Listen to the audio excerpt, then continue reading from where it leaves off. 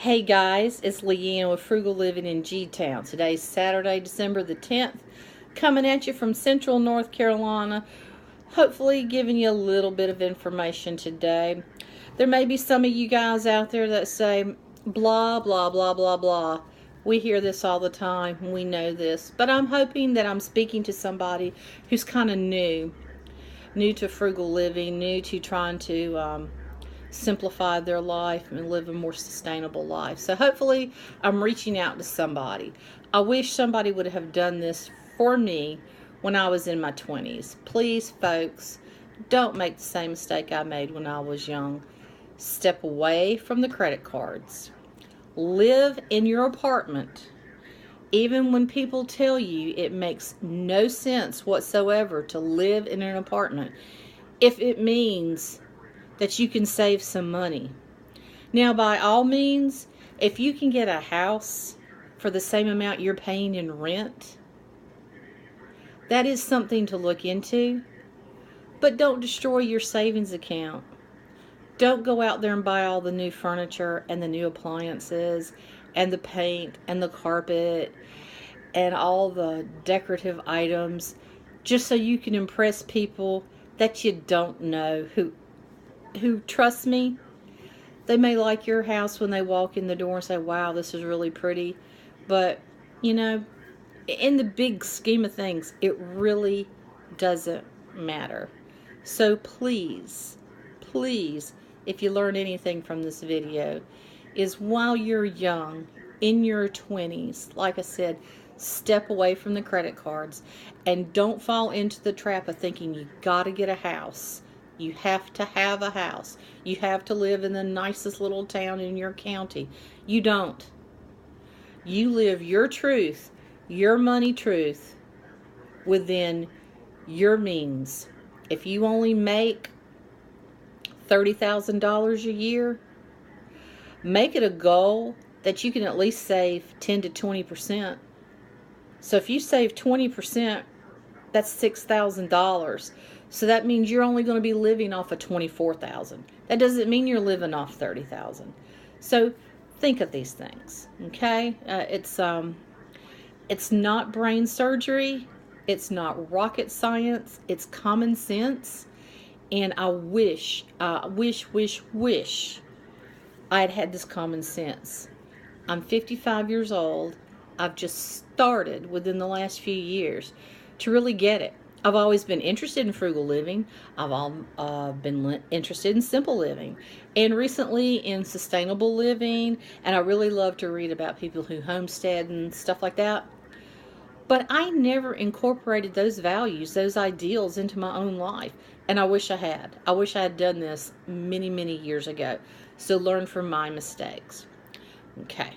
Now, people, Christmas, holidays, birthdays, anniversaries, if you go on vacation, if you go to athletic events, people, these things are not emergencies. They happen pretty much the same time every year. I mean, hello, Christmas is always going to be on the 25th of December. Your birthday is always going to be on the same date each month. Your anniversary is going to be on the same date each month. You know, it's just a given. They shouldn't be emergencies. Plan ahead. Put a little bit aside each month. If it's only $10 a month, well, then you know I only got $120 to spend for Christmas. What can I do for that?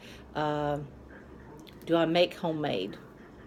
Do I buy things throughout the year to fit within that budget? If your family and your friends don't appreciate what you give them, then possibly everybody needs to reevaluate what the real meaning of Christmas is. And it shouldn't be about the gifts. It should be about being able to spend time with your family and friends and just enjoying spending time with one another. We've made it into such a consumer season, and it's really taken away, for me anyways, a lot of the joy that it should be. I'd much rather have a really small, thoughtful gift that someone made, then someone went out and spent $100 on something and that they gave me, that they obviously have no idea what I liked, or they wouldn't have given it to me in the first place. So just think about those things. Now, into everyday life, there's going to come a time when some of the things that you have to spend in your everyday life, you just simply have to spend more money. Quality is better, simply put. For me, one of the main areas is skincare. I have rosacea. I go to a dermatologist. There are only certain products I can use on my skin, and that's just the way it is. I have tried all kinds of, I've tried Dove soap, I've tried oil of Olay, and trust me, if I could use those products, I would, because they are dirt cheap and it would save me a ton of money and time. But I can't. So I thought I'd show you today. This is Clinique Redness Solutions Daily Relief Cream. I bought this a few years ago, and I kind of was like, not so sure if I really like it. But within the last year or two, I've come to really like it. I bought a new jar today. This right here is 1.7 ounces, and with tax is $51. So some people may say, oh my Lord, have mercy. I would never pay $51 for a moisturizing cream. Yeah, you would if your face looked as red as this when you didn't wear makeup, and if you had bumps all over your face, and if your face itched and burned, and if you were really embarrassed to go out in public because you thought people were staring at you, you would pay the $51 for this. And it's just something I have to do. To make it easier, what I've decided I'm going to do, I'm hoping that this jar here will last me at least 3 months. Don't know if it will. I'm going to keep up with it when I open it up to use it and when I run out. I have a little bit left in the jar that I have upstairs, but I have no idea when I started using it. So I want to keep up with this jar, see how long it lasts. Hopefully 3 months, and that's about $17 a month. So you're talking, I get paid on the 15th and end of each month, so I get paid twice a month. About $8.50 a pay period I'm going to put aside, and that way, hopefully at the end of 3 months, which would be 6 pay periods, I would have the money saved up to pay for this. Now you might say, that's kind of ridiculous. Well, I don't know about you, but these $51 expenses always seem to creep up on me when I can really least afford it. I could afford it if I thought about it when I first got paid, but I generally don't think about it in time. I've paid my bills, I've gone to the grocery store, I may have gone out to eat too many times, may have spent a little bit too much money at Walmart, and poof, next thing I know, I need this and I don't have it. So what I would do in the past was either simply charge it so I could get those points on my credit card and pay it right off, or I would take it out of savings. And people, savings is for savings. It's for emergencies. It's for your appliance is broken. You know, it's for, you have a medical emergency. It's not for rosacea skincare. As much as I hate to admit it, I'm talking to myself. So that's why I'm going to start putting money aside. Hopefully this will help me. Maybe I can incorporate this idea into other areas as well. So we'll get an idea of how that works out, and we'll see what happens. I'm kind of really looking forward to January. Each year, you turn over a new leaf, you start a new year.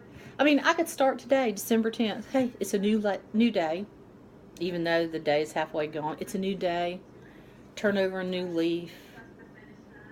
And start a new way of life, new way of thinking, being more intentional with my spending. So we'll see what happens. But I hope this helps. I hope this helps some of the young people out there. You're in your 20s and you're kind of thinking you want to be able to have that really nice car, and either that really nice apartment in the really nice part of town, or condo or house. And you don't really want to listen to mom and dad, because mom and dad, they're not hip, they're not cool, they don't know what it's at, they don't know what it's like. Let me tell you, I know what it's like. Nobody's going to tell you the truth. A lot of your friends who have some of those really cool things, they may be in debt up to their eyeballs. On the outside, things look really cool. They look fun. But I don't know. They may go home at night when they get off work, and they may be all consumed and worried about the bills they have. They may feel so bad, so run down, have a horrible headache, just feel so sick. But you know what? They may not be able to afford to call in sick. They may not be able to afford it at all. They're thinking, maybe I have to go to work. I can't afford to miss even one day. You know what? When you have financial freedom, it's things like that that mean a lot. When you save up your time off at work, and you don't go to the beach every month, you don't take a long weekend every month, you don't call in sick every time you have a cold or you sneeze, you know what, people? Pull up your boots, take some Advil cold and sinus, and go to work. As long as you're not contagious, go to work. Save up that time off that you have.